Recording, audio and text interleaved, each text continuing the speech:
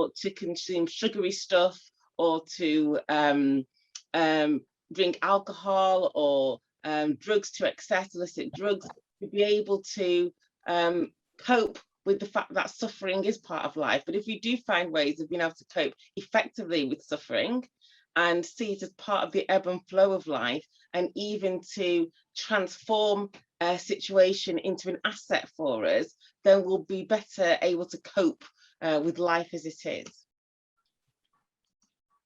So what I'd like us to do is to do a quick check-in just to say where people are taking part from.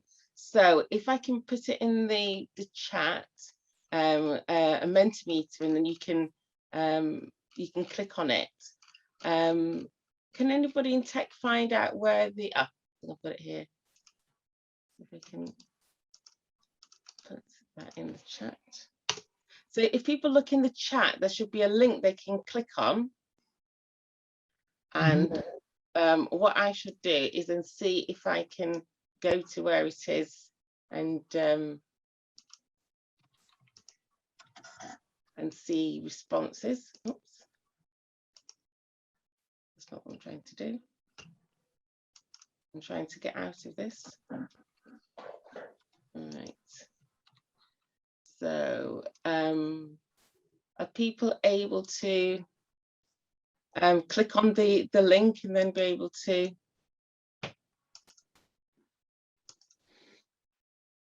I'm not seeing any responses yet. So is that, have people clicked on the link? Do we want to unmute and say? Erica, it's not allowing me to click onto the link in the chat. Oh, okay. I can see the link, but it's not allowing. I don't know if other people are finding that. Right. I've clicked on the link and it's taken me to, I've got to say a word. Is that right? Yeah. Right. It's working for some people, not for others.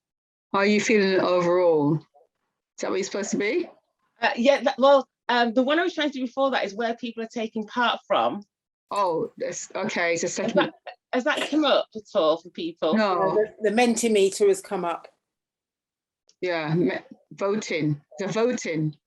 Right, but it looks like the two pages have managed to combine themselves. So some people are putting where they're from. They're from Liverpool. We've got Croydon, London, Hertfordshire. Where else have we got? We've got, but then also people are putting here how they're feeling. So some people are feeling tired, overwhelmed, happy, determined, excited, numb, sad, okay, good, inspired, overworked, settled, thankful. So we've got quite a few different emotions.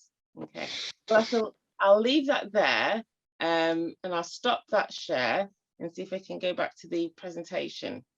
So let me think where I can do that. Share screen. Okay. All right. So it's good to have a bit of audience participation. Okay.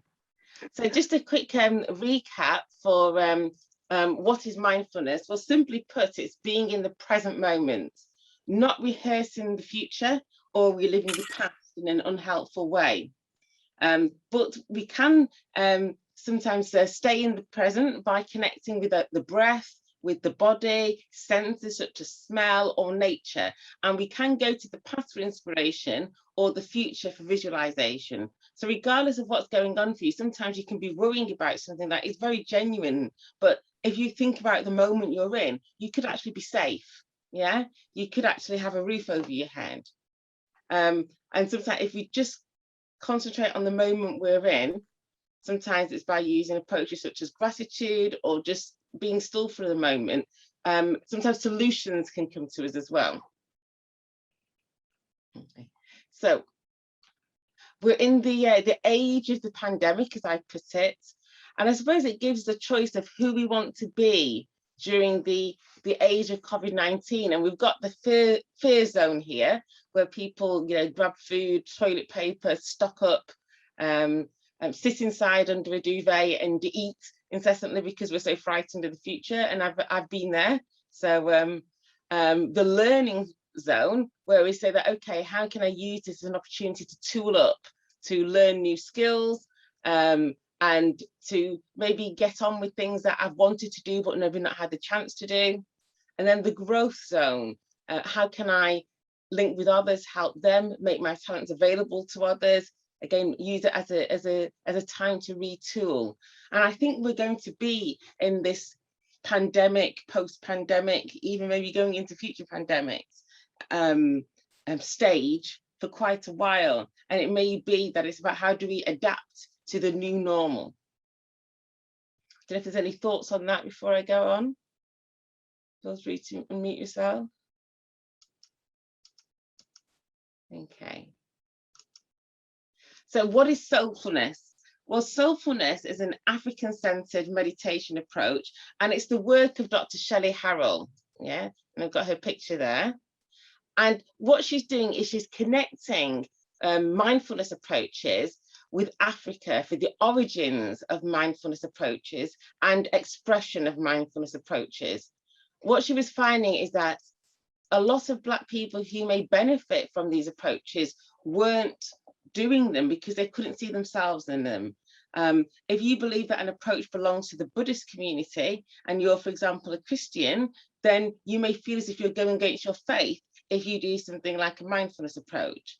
But really, mindfulness approaches cuts across many spirituality approaches and many faiths. So even in Christianity, Jesus went into the wilderness for 40 days and 40 nights. I interpret that as he went and he meditated, he went and he thought. Yeah? But sometimes that link isn't always made explicit for us.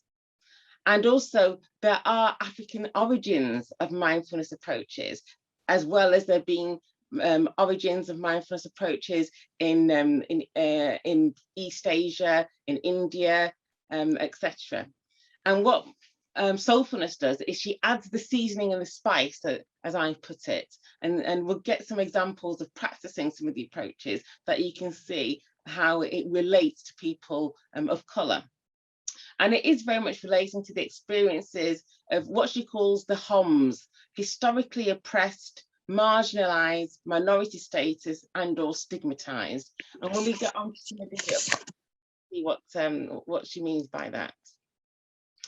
So it's talking about the intergenerational wounds and trauma that's produced by what you call soul wounds, and that we need to heal from. And African cultural methods, they include creativity, improvisation, storytelling, song, testimony to experiences, Anansi stories, which are like fables about a little spider being wise, proverbs, sayings, music, drumming, dancing, communal parties. They're all ways of raising people's vibrations. So getting their vibrations going, that they may get into another state, or calming them down, getting them to stop for a moment and think that they may get into another state.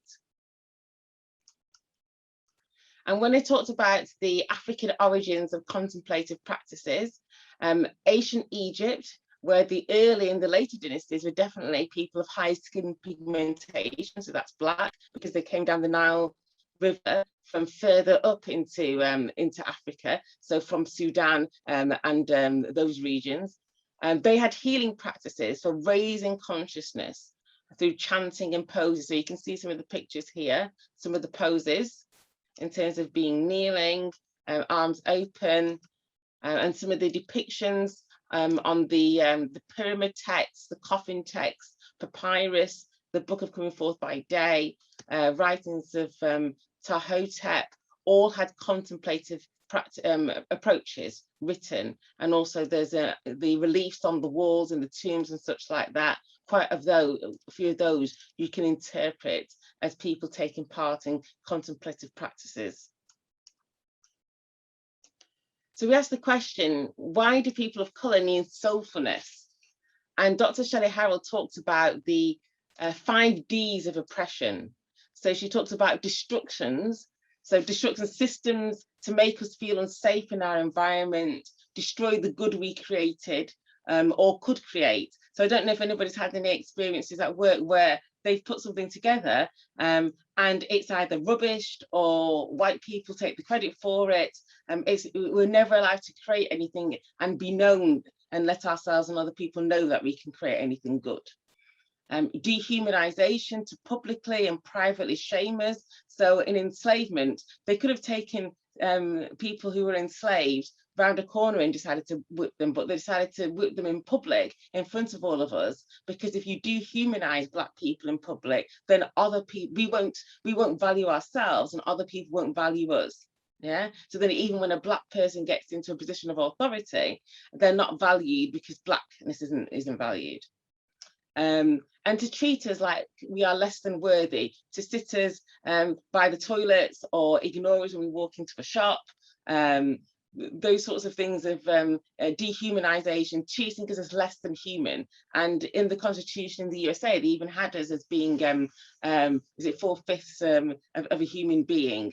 And in Australia, Aborigines at one point were classed with flora and fauna, so with plants and animals as opposed to with people. Yeah, if we look for examples when we are dehumanized, disconnection, to scatter us and isolate us from our land, our people, our resources, sharing strategies for success, and even our own minds. So you may be in situations either at work or if you're studying, where you're not allowed to congregate with other Black people who may be people who can lead us to freedom and to help us, or they make it difficult for us to do that. Because isolating us is one of the methods of oppressing us, and even isolating us from training, that type of thing. The delusion, to convince us that we are not competent, teachable, or morally able. It's part of the oppression is to delude us, because if less than 10% of the world is white, the majority of the world is actually Black or people of color. If you look at the color of people in Africa, in South America, in India, in China, the Pacific Islands, Black America, there are more Black people or people of color than there are white people. So for a system of white supremacy to exist, they have to literally keep us out of our minds, and that they can continue to rule over us. So give us a delusion that we are not competent, have never been competent, can't be competent, that we then believe it and don't even try at times, and other people don't believe in us. So this delusion is a major strategy of oppression. Disempowerment, to block our access to resources. So for example, to tell us that enslavement is over, but then if they don't give us access to any of the resources, we then feel that we are inferior because we can't put it together, even though the resources are there, without saying that the resources are within our sight, but we can't always access them. To block our access to healing. So it's no mistake that a lot of the healing approaches that are offered to us are not right for us. Disempower us by not giving us the credit for freeing ourselves. Slaves, people enslaved, set fire to plantations to end slavery and made it economically not viable. Yet we get taught that it was William Wilberforce who decided to free the slaves and end enslavement. I'm not saying that he didn't have a part, but I think we also had a part in our own freedom as well. And disempowerment in terms of blocking our ability to advocate for our own needs. So we shouldn't have to get to the point where we're doing Black Lives Matter protests, because we should be able to advocate for our own needs within the system, but for some reason it doesn't work for us. And I've added a sixth one to these 5 Ds that Dr. Shelly Harrell has come up with, of distraction. So to keep our minds always on them, what they've just done to us, what they're doing to us, what they're going to do to us next. That sort of worry can mean that we get obsessed with our oppressors and use our energy for that rather than for what we're here to do.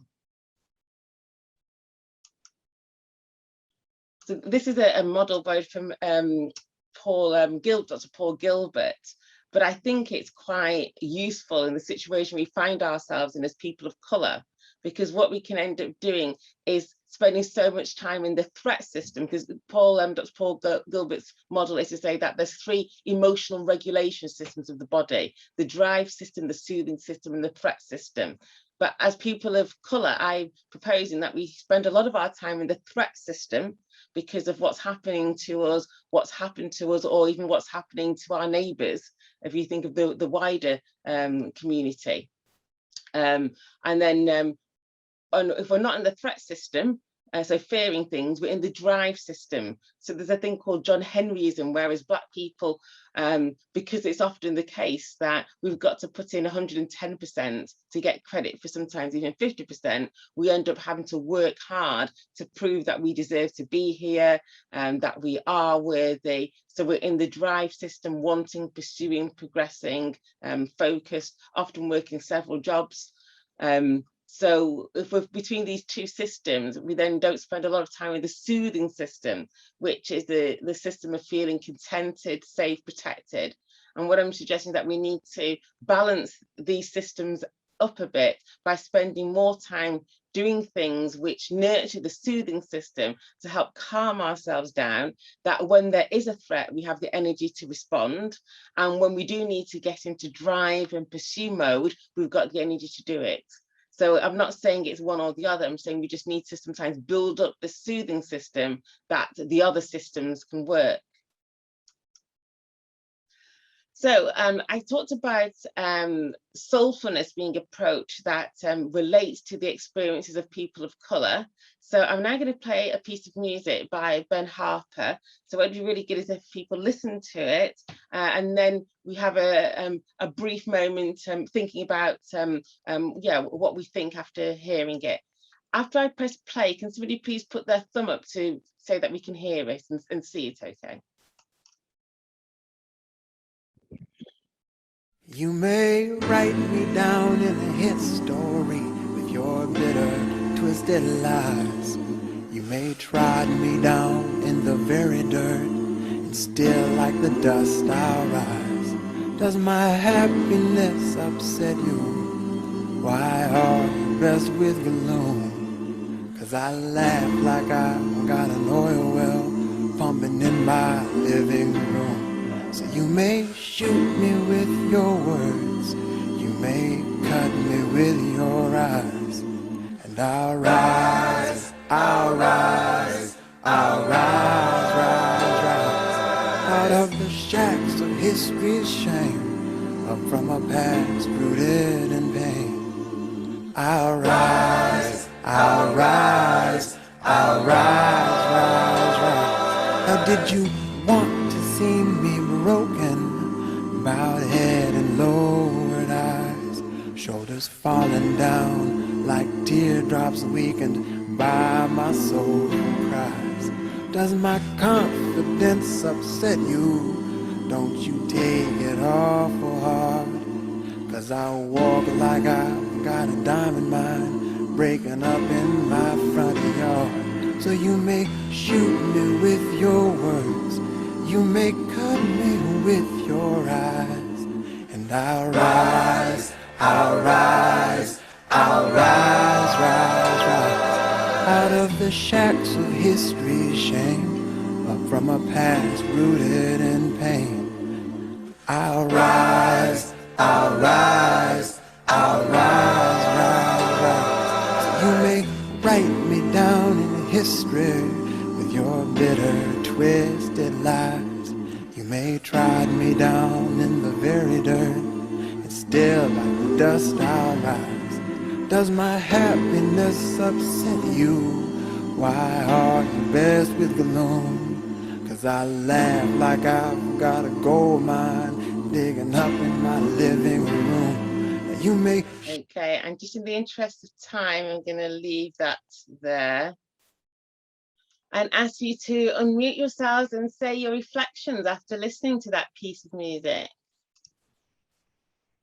Oh, and in the chat, Maya Angelou's poem, yes, that's music, yes. Uplifting. Uplifting, yes, yeah, Incredibly uplifting, moving. yeah. Empowering.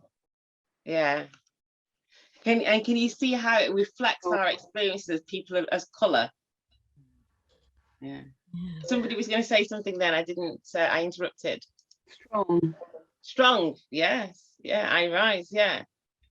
Mm-hmm. No. Also, how we have a similar story, so we all connect with the same story. We know the feelings we've experienced, what he's talking about, so we can all identify. Yes, yeah. This thing about hearing what you experience reflected back on you can actually be quite healing. Yeah. So if there was you know, like an explosion and everybody else had the same trauma and went and talked about it, you'd all have each other to comfort through it. But if there's an explosion and only you heard it and nobody else, and you went to other people and say that, goodness me, see what's happened, and people go, no, I don't know what's happened at all. Then you start to maybe question yourself. You start to actually feel that, am I going mad? Did that explosion really happen? So there's something about having your experiences put down or put across that can be healing and can be validating, and then solutions to it can arise and can come to us. And I Brenda, go on. can't unmute. Brenda, are you trying to say something? You keep going on mute and then not mute. Okay. Sorry. Oh, okay. So, I've got a meditation that, if it's okay, I'd like to share with you. You may want to close your eyes whilst we just have a moment just to think about what is oppression of Black minds, bodies and spirits. So oppression of Black people is not always direct discrimination. It's often denying us our joy, not giving credit where it is due. It's minimizing our contributions, experiences and life events. It's using us for a wider agenda. It's harsher sanctions for allowable weaknesses. Harsher sanctions for being ourselves.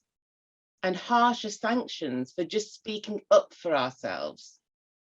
It's tying us and our energy up in systems to wear us out. It's denying us our rights. It's letting others know the system so they navigate it better. It's not acting when obvious oppression exists, which leaves Black people suffering. It's making Black people feel unwelcome when doing the right thing, so we feel more at ease doing the wrong thing. It's calling HR on Black folk, the police or any other authority, rather than to respect and resolve issues. It's trying our patience, then accusing us of aggression in a system weaponized against us. It's misunderstanding what you understand and making up the bits you don't. So it creates evidence for deficiency, disease, or our bad behaviour. It's creating the need for a Black Lives Matter movement, civil rights movement, or whatever needs to come next.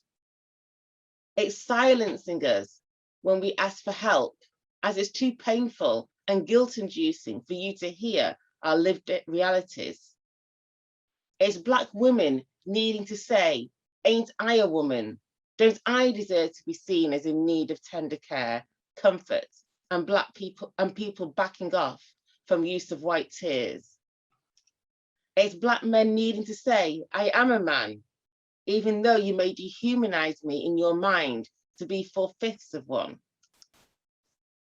Oppression of the spirit of Black people is often creating fear in us, so we rarely rest, are denied joy, and have to fight to experience the conditions where we can vibrate at a frequency where flow moments readily happen. But we know what is happening and can drink deep from the well of African thought, practice and culture to renew ourselves, rest ourselves and recover. Because radical self-care lives here, as our being belongs here, as we become everything our ancestors visioned for us and more. Let us lift as we climb and say, Ashe, Ashe, Ashe. Ashe. Okay, so what are people's reflections on the meditation? Spot on. Right, yeah. Spot on, right. Perfect. Mm-hmm. Yeah, congruent. I can connect with it. Yeah, yeah. It's so articulate, and people could really identify with that. So those of us who can't put it into words, I think that's, which the aggression sometimes when you're muted, you can't express yourself because of drip, and it all accumulates, and you're not able to separate it as you've done there in meditation. How it piles up. I think that's great.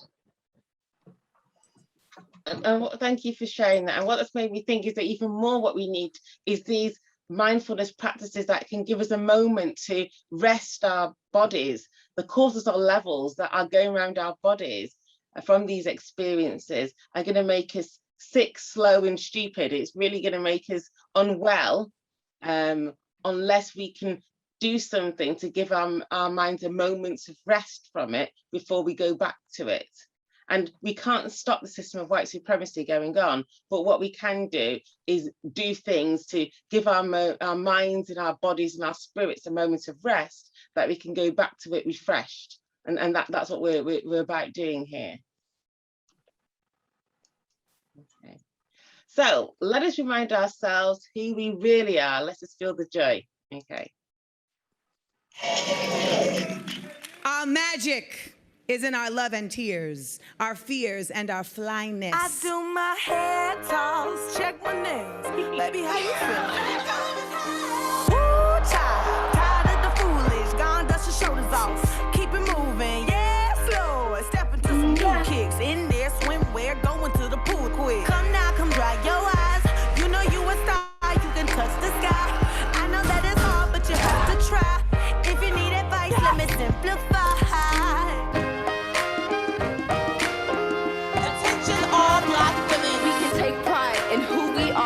Change the world, we've already started. You must never be defeated, ever. I do my hair talk, check my nails. Baby, how you feel? I am black and proud. The future belongs to all of us. Baby, how you feeling? Okay. How are people feeling after that? Yeah, good. Feeling good as hell? Yeah. Encouraged. Encouraged, yeah. And this is exactly what the system of oppression is about, yeah?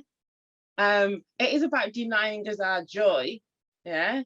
And you wouldn't need to come up with such an elaborate system to oppress people who were already down, yeah? You only need to oppress people who are up. So if you look at in South Africa, where they came up with a system of even 13 different shades of people to use to oppress people under the apartheid system, yeah? You would not need to oppress people who were already down. You could just leave them to it. So what we saw in that video is what we are, yeah, and what people need to stop us being. And to me, mindfulness and relating it to the experiences of people of African ancestry is one thing in a toolkit that we can use to get ourselves through the COVID-19 pandemic, the age of the COVID-19 pandemic, and set up the next generation for the future. So when they hear things like that meditation, there may be things that don't resonate for them, but then when they have experiences in the future, they'll have something to hook it to say, okay, I understand what's going on now.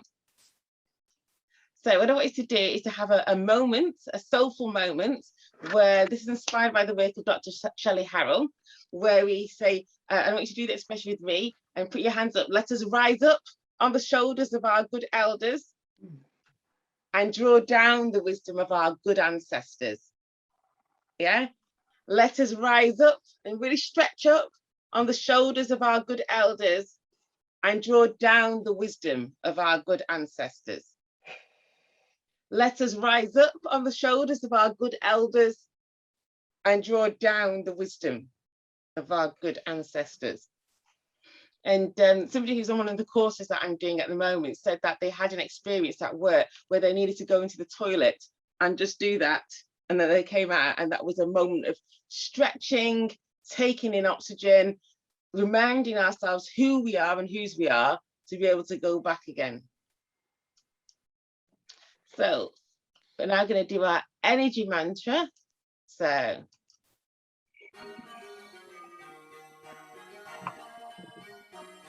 everything that I need, I already have. Everything that I have is all that I need. Anything I desire, I will receive, because my reality is created by me. I am successful, I am peaceful, I am free, I am wise, I am potential, energy, and like a phoenix I shall rise. I am healthy, I am wealthy, I am power, I am talent, I am mind, I am body, I am spirit, I am balance. I am enlightened, I am fearless, I am outside the realm of time. I am a part of the all, and I am one with the divine. Energy, energy, energy, all around on the outside of enemy. There is no hate in my heart, I even have love for my enemies. Energy, energy, energy, allow your vibrations to enter me. Put my intentions into the universe, whatever happens is meant to be. Energy, energy, energy, positive and negativity. The power within to create what I will, the divine spirit is gifted me.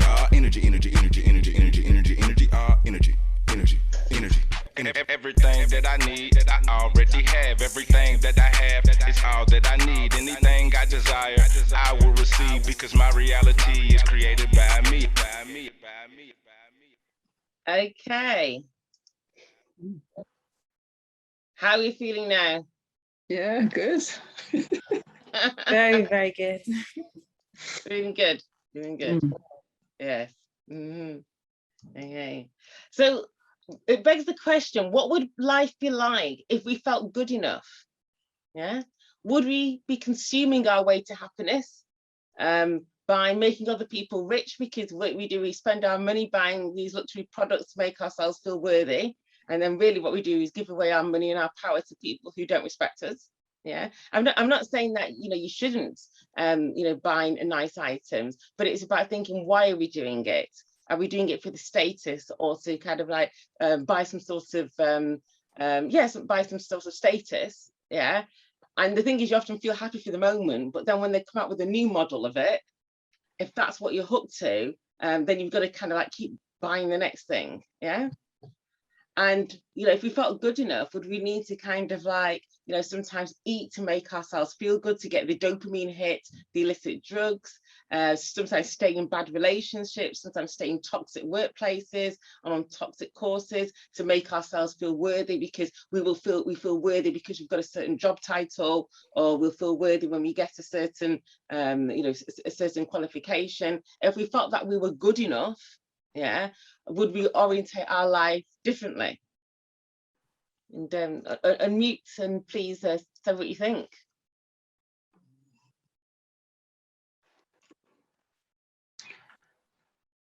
I guess it's that believe in ourselves, isn't it? Getting to that place we actually do totally believe in ourselves.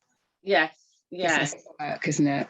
Yeah, and I like what you said there about is getting to that place. And sometimes what can be useful is, you know, the type of mindfulness activity you do, ones that are on gratitude and giving thanks, and sometimes reflecting on your wins for the day. They can be quite useful in terms of making us to reflect, oh yeah, well, I did do something good. Just because somebody didn't appreciate it doesn't mean that what I did wasn't a good piece of work. But sometimes a moment just to reflect on that. Yeah. That we can, and that can release the happy hormones in the brain, so that we sometimes then don't need to be around people for the purpose of trying to get them to appreciate us. Yeah. Which can sometimes, you know, not be particularly good for us. I'm just going to check in the chat, because I think some people have put in. Oh, thank you, Tanya, for what you said about you're traveling at the moment. If you're feeling motivated, breathing practices for calling the ancestors, I like that. People feeling empowered. When you say amen in church, affirming the prayer, you are affirming what's been shared. Yes. So sometimes we can say, you know, be affirming of our experiences can be healthy. Yes. Meditation is empowering, affirming life energy. Oh, Ashe. Ashe means so be it. It's the Yoruba, which is the Yoruba tribe is native to Nigeria, but also wherever those people move to. and ashe means so be it, and it's a way of commanding something to be and stating that this is so, let us make it so. Yeah, and a bit like amen at the end of prayers. Okay, so thanks for asking that, Philomene. So we've got music reflective of the moon and truth, raising everyday struggles. Okay. I like to say the function of the very serious function of racism is distraction. It keeps you from doing your work. It keeps you explaining over and over again your reason for being. Toni Morrison. Thank you, Nessa, for sharing that. And that's really, it sums it up very well. Yeah. So I'm okay to press on. Are people okay if we do another meditation? Or people had enough of meditations for the moment? Another one would be great. Another one's great, okay. Yeah. So this one is to get us to focus on what a life would be like if we felt we belonged. So this is a belonging meditation. So you may choose to close your eyes and take your breath in and out. And this is very much a visualization. So welcome to where you belong. A place your Wi-Fi connects automatically. A place you can eat your chicken to the bone, suck the marrow, and chew until ash. A place you can speak patois, speak Black vernacular language, speak your mother tongue, and wear your hair any way you care. Welcome to where you are free, free to be me, free to be Black, free to be African, Asian, multiple heritage, free to not need to tone down your Blackness or heritage for fear you will be targeted. Welcome to making yourself belong where you like, when you like, and if you like. Welcome to Wakanda in your mind. A place where the will to do justice for all takes precedence, as Black lives always matter to us.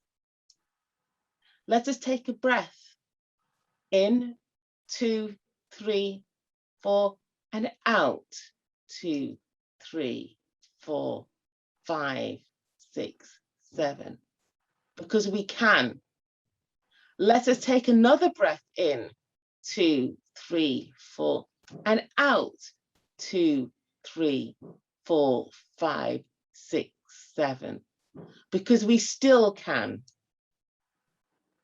Take a moment to belong, because we make ourselves belong, because we do not wait for anyone to do it for us. You belong and can make your own table rather than to beg a seat at someone else's table.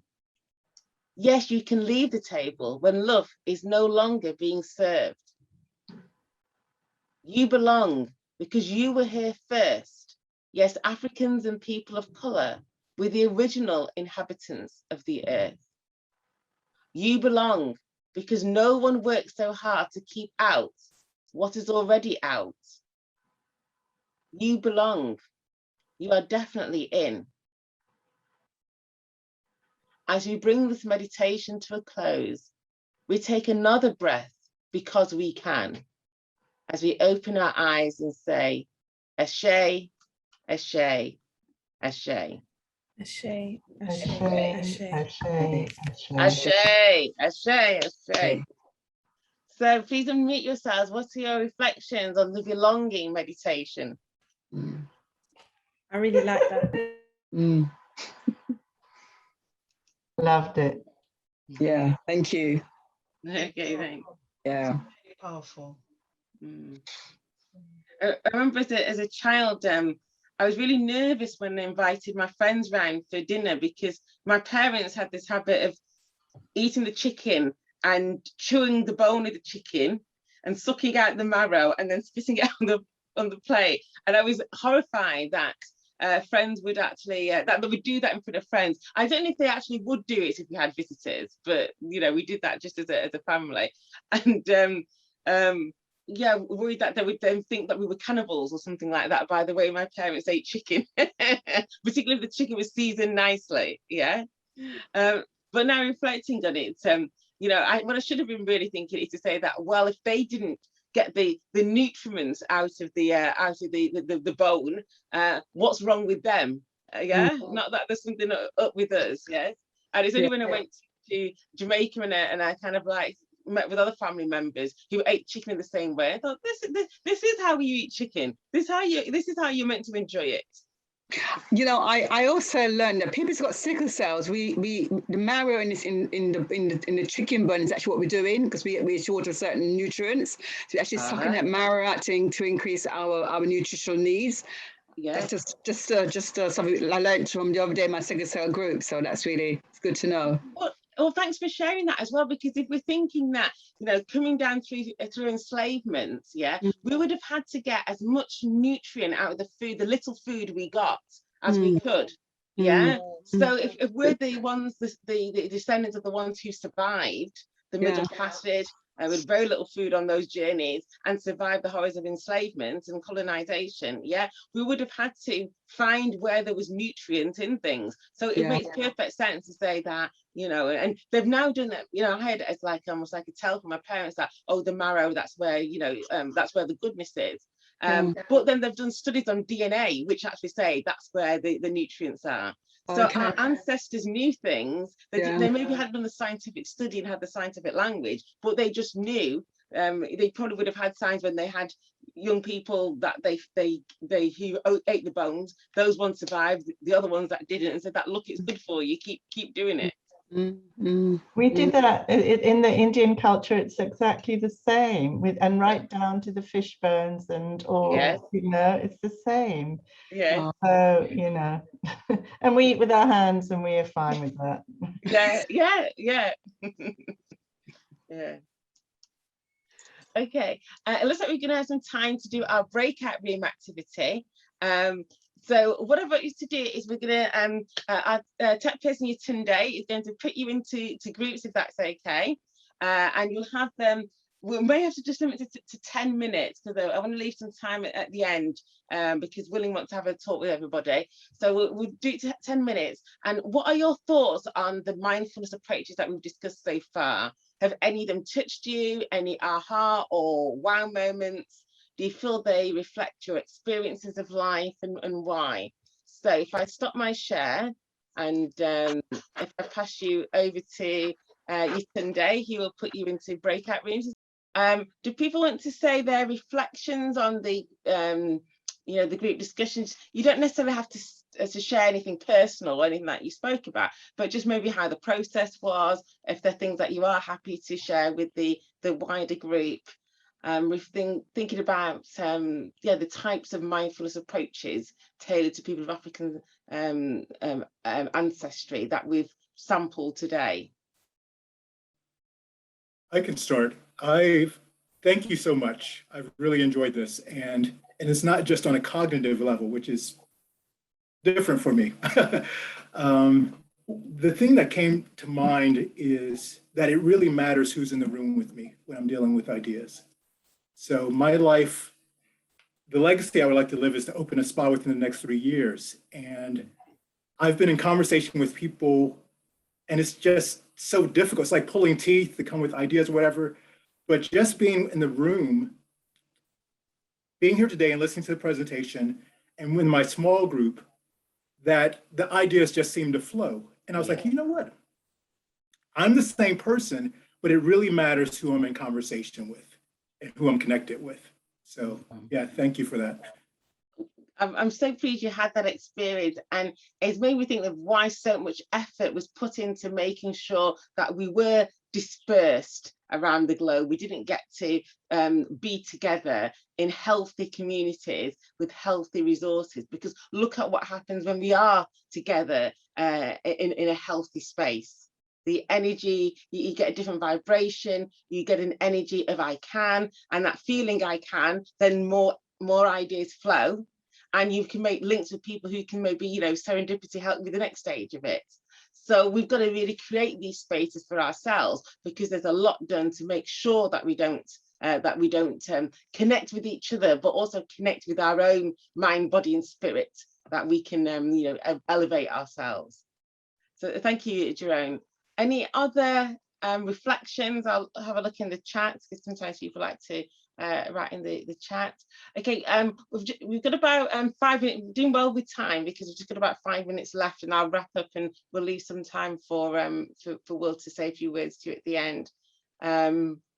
I've just pressed on with just the last part of the presentation.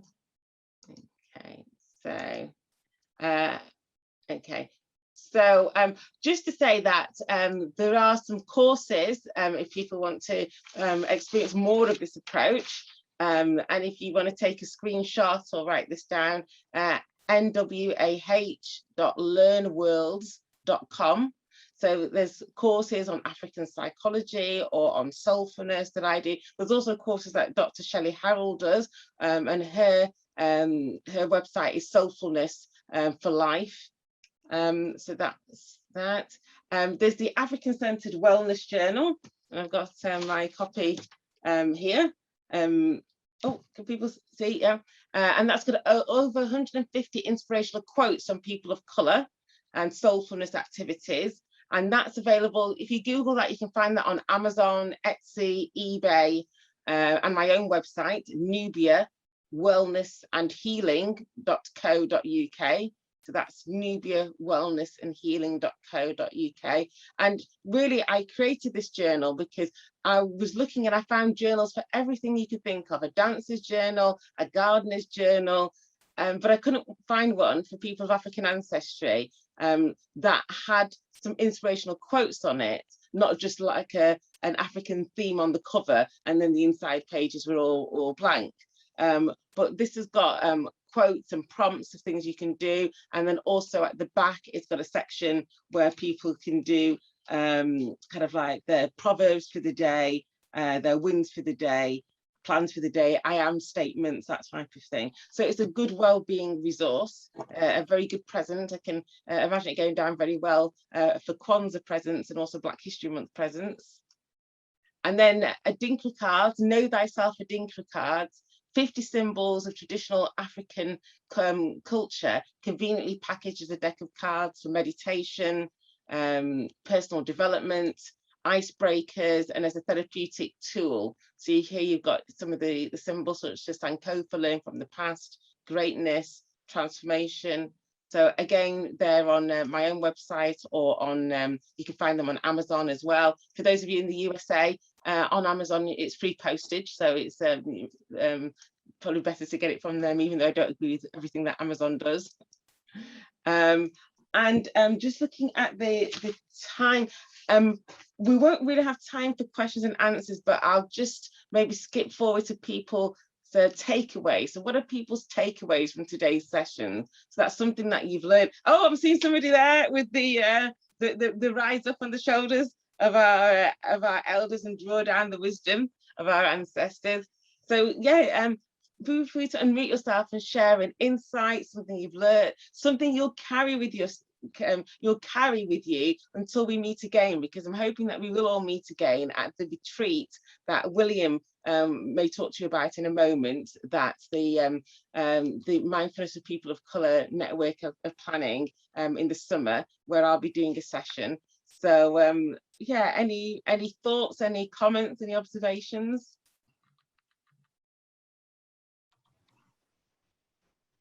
Well, for me, I just say I'm very grateful. I was saying to my group as we were closing the discussion that I'm how grateful. I can't even find a way to express how grateful I am, because it's a safe environment. I've definitely, we felt a little bit traumatized because I'm going through stuff I've been going through in the last 3 years, but I felt safe to work through it, take a deep breath and practice some, some of your new ways of dealing with things. And I found really, really powerful. I'm so grateful that I am connected with you guys. It's just meant to happen for me. I feel like I'm reconnecting again with my inner self even more effectively.